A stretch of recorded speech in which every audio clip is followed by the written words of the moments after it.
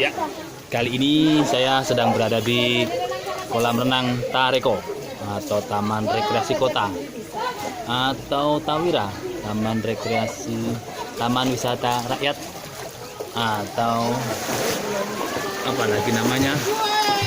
Yang jelas di sini sangat murah meriah, tiket masuknya cuma Rp5.000.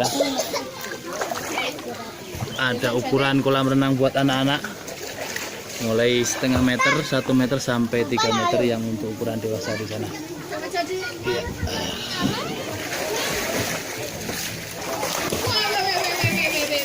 Cocok untuk wisata keluarga, berlibur dengan keluarga dan juga belajar berenang.